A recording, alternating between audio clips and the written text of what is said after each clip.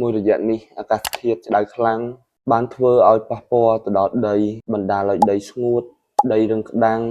ដីប្រេះដែលជាហេតុបណ្ដាលឲ្យសម្បូរទៅដោយជាតិពុលជាតិអាស៊ីតជាតិជូរដែលបណ្ដាលឲ្យដំណាំលូតលាស់មិនបានល្អជាពិសេសនោះគឺផ្ដល់ផលប៉ះពាល់ទៅដល់ការប្រមូលផលខ្លាំងមែនទែនបាននៅតែអញ្ចឹងទៀតកសិករខ្មែរយើងប្រកាសជាទទួលរងនូវផលប៉ះពាល់កាន់តែច្រើនទៅហើយ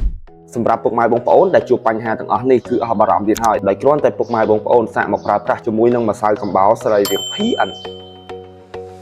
ដែលវាជាដំណោះស្រាយល្អមែនទែនសម្រាប់ប្រជាកសិករសម្រាប់អត្ថប្រយោជន៍របស់ម្សៅកំបោរសរីរាង្គ PN នេះគឺវាអាចជួយទៅចូលកាត់បន្ថយជាតិអាស៊ីតជាតិជូរនៅក្នុងដី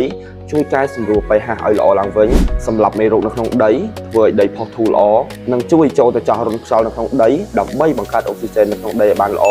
និងធ្វើឲ្យដំណាំស្រូបស៊ីជីបានល្អជាពិសេសនោះគឺវាអាចជួយការពារនិងបណ្ដេញសត្វល្អិតចង្រៃបានទៀតផងដូច្នេះសម្រាប់ពុកម៉ែបងប្អូនទាំងអស់គ្នាដែលត្រូវការម្សៅកំបោរយកទៅប្រើប្រាស់ដើម្បីកែប្រែដីរបស់ពុកម៉ែបងប្អូនទាំងអស់គ្នាឲ្យល្អឡើងវិញងាយស្រួលក្នុងការដាំដុះដំណាំពុកម៉ែបងប្អូនទាំងអស់គ្នាអាចស្វែងរកទិញតាមដេប៉ូដែលនៅជិតផ្ទះរបស់ពុកម៉ែបងប្អូនទាំងអស់គ្នាទូទាំង25ខេត្តក្រុង